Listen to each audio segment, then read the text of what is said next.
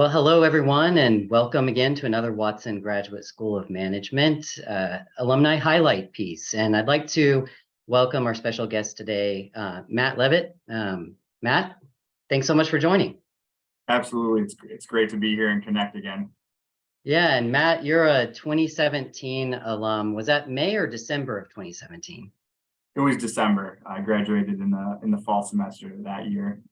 Okay, so MBA from fall 2017, almost 6 years. So kudos. I mean, life just trucks forward and looks like you've made some great progress in your career. Appreciate staying in touch through LinkedIn. We've seen how you've navigated forward, but if you don't mind, just give us a quick overview of what's transpired in your world since you left the graduation stage and went off into your career. Yeah, absolutely. It's been a great few 6 years here, and like I said, happy to reconnect on kind of what I've been up to over the last few years. So immediately past graduation, I actually returned to the startup nonprofit organization that I'd helped start prior to joining the program, that kind of focused in outdoor recreation. And I actually, post-graduation, was able to return as the chief operating officer for that organization, which was a promotion for me, given my newfound skill set and experiences housed within the MBA program, actually. And really, I was responsible for leading the direction of that organization through our two business units, which one was a residential overnight summer camp, and the other was a wilderness therapy treatment program for young adults struggling with mental health and drug and alcohol addiction. To be totally frank, trying to operate a facility during the COVID pandemic proved a little bit challenging for me. And while I did it, I think successfully for 2 years, nearing the end of 2021, I found myself pretty burnt out from that process. And so I started seeking opportunities more locally here in Tulsa, where I live with my wife and two kids. And I was fortunate to get connected with the Zarrow Family Office and the Zarrow Family Foundations here in Tulsa, which is a grouping of three distinct family foundations that were set up by brothers Henry and Jack Zarrow back in the 90s, and have continued their philanthropic efforts through the second and third generation of the family now, for a better part of 30 or almost 40 years at this point. And so now I serve with the foundation and with the family office as the grants and compliance manager here, primarily responsible for all of our grant making systems, our data infrastructure and sort of database architecture, all of our analytics and financial compliance with the foundation, which houses assets of about 600 million at this point, and we're giving away close to $40 million a year across all three foundations. So it's a really interesting role. There's a lot of intersection between public and private partnerships, government agencies, and working with local nonprofits to really help the most vulnerable in our community access food, access housing, access healthcare. Those are kind of our primary strategic initiatives of the foundation. So it's been a particularly rewarding last few years working for the Family Foundation. Very nice, Matt. It's neat to see you connected to an organization within Tulsa, which has made such a significant impact in Tulsa. And I'm sure this is broader than just Oklahoma, the reach of these foundations and so forth, right? It goes nationwide. Is that correct? Yeah, so actually, interestingly enough, about 97% of our dollars do stay in the state of Oklahoma. Okay. The foundation and the founders, in particular, Mr. Henry Zarrow and Mr. Jack Zarrow, were particularly committed to the Tulsa and broader Oklahoma community. And so most of the giving does stay here in Oklahoma to support local nonprofits with their operations and with their efforts in various capital projects that we're involved in. But from time to time, there are some national efforts that the foundation and the family are particularly drawn to. And also, given the family's roots within the Jewish community, there is some giving in Israel as well that support social service agencies in Israel too. So, but most of our dollars actually do stay in the state of Oklahoma. Great, got it. Well, hey, I mean, this is a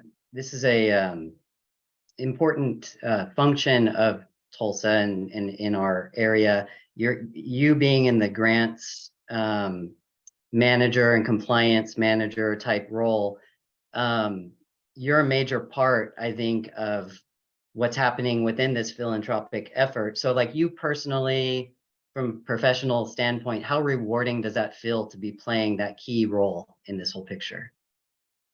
It's incredibly rewarding. It's a great career so far, and I think that one of the reasons that kind of led me to MBA in particular is that previously I was working for a nonprofit organization. That's really where my undergraduate degree is in education, actually.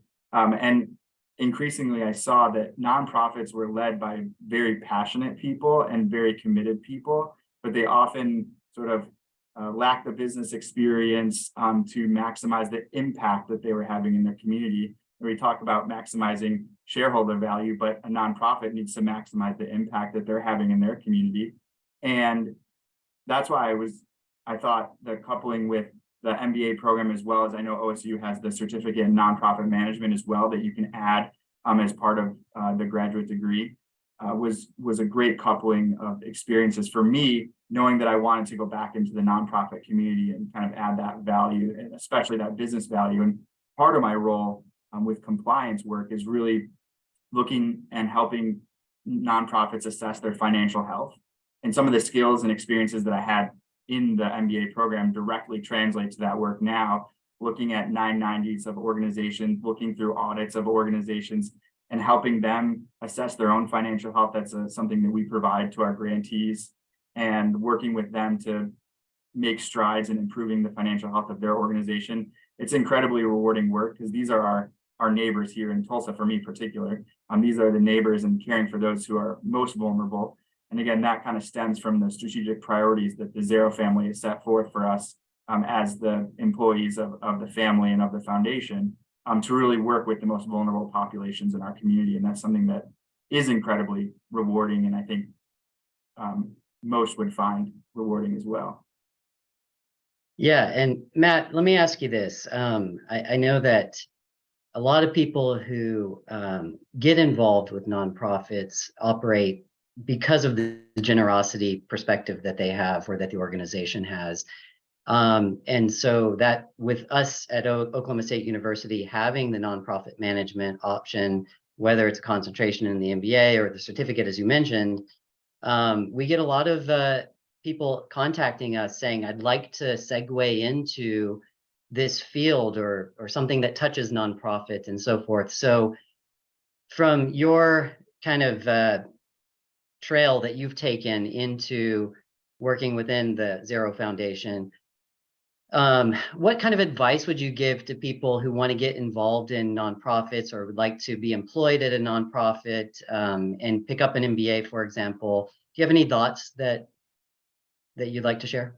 Yeah, absolutely. I mean, and as I mentioned before, nonprofits are run by really passionate, committed people, but some of them lack the business experience or the business toolkit, so to speak, to really help them maximize that impact, which is what led me to the MBA program in particular. Nonprofit organizations are always looking for finance people and for operations people, which is core to like an MBA program, I would think. And or from my experience, those classes and those experiences, helped grow that toolkit for me. And so I would recommend anyone that's interested in this field, start by volunteering with a finance committee of a nonprofit, or an audit committee or investment committee of a nonprofit. It's a really easy entry into the nonprofit space. Little time commitment, maybe an hour or two a month at most, to look through some financials of a nonprofit, and really start to learn about the operations and the financials of a nonprofit. I think there's great organizations like the Oklahoma Center for Nonprofits, or if you're on the younger end, the TIPRO's board internship program, where you can sign up for that and they'll help you match with a nonprofit in the local Tulsa community or broader Oklahoma community at large, to really get involved in that nonprofit from a volunteer standpoint. And then as you get more involved in the industry or in the sector, you can learn about different opportunities that could potentially translate into career opportunities for you to have an impact in finance or operations as it relates to MBA. And also, part of the MBA program is the management aspect of the program as well. And nonprofits are always looking for executive directors or even titles of CEO or COO to help run their organizations, and those jobs are always coming available. But I'd say start with the volunteer, a couple hours a month even, to really get your feet wet and see if it's something that you like. And there's a lot of opportunity for that. Great insight. I appreciate those thoughts. I think people can take that into the context of wherever they reside and find those organizations. And it sounds to me like maybe you build up a little bit of a reputation when you get your feet wet and exposing yourself to what they do and what those initiatives are, and go from there. So I've got to go back to my earlier recollections of interacting with you when you were a student in the MBA program. And if I remember correctly, and correct me if I'm wrong, you were kind of juggling two campuses. You were taking classes at OSU-Tulsa and then also classes at Stillwater, being part of the full-time program with the PD class and so forth. There was a lot to do. I think I remember you being part of the MBA Association, if I'm not mistaken. Yeah. So when you reflect and look back on those days, like what is the most rewarding memory or some time that unforgettable time that you spent in the MBA program doing? Yeah, so I did juggle both campuses, as you mentioned. I was taking classes in Tulsa, where my wife and family live, and then I was traveling via the bus to Stillwater as well. And I always recommend people who ask, I always recommend the bus, although not necessarily like a favorite memory of mine. I definitely recommend the bus. It's good Wi-Fi, and you just cruise back and forth without having to drive. You can get some extra work or reading done or something like that. But two experiences, as you were mentioning the question, kind of stick out for me. One was I had the opportunity to participate in the Big 12 case competition, which my year was at Baylor University. And that was just a standout experience, going down, representing OSU down at Baylor University with all the other Big 12 MBA programs, and just being in that environment for a weekend and really stretching my brain and my capacity to think about a different business situation in a different way. And really just learning from the other MBA programs is really a remarkable experience. And I think anyone that has the opportunity to participate in those case competitions, whether they're local, on OSU's campus or more broadly in the Big 12 or wherever, I highly recommend that. It's always good I think, to be kind of pushed outside your comfort zone a little bit and be forced to think about a problem in a different way. I think that's something that I definitely learned and gained from my experience at OSU, is that teaching of approaching a problem and thinking about it in a different way, a strategic way, and eventually solving it more effectively. And I think the other thing that sticks out to me is actually the mentorship program, which I'm a mentor now myself for some undergraduate business students. And I actually still am in communication with some of my mentors from the MBA program, some local mentors here in Tulsa. I have lunch with them or coffee with them a couple times a year. It's just good. They're maybe 10 to 15 years ahead of me in career. And it's just good to pick their brain about everything from trends that they're seeing to experiences they've had or problems that I'm facing or challenges that I'm facing.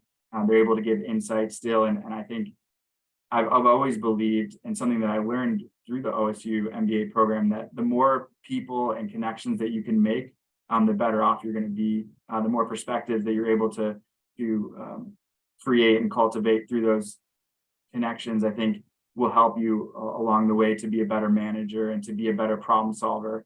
And so I always recommend the mentorship program and getting involved in the case competitions, both valuable experiences for me.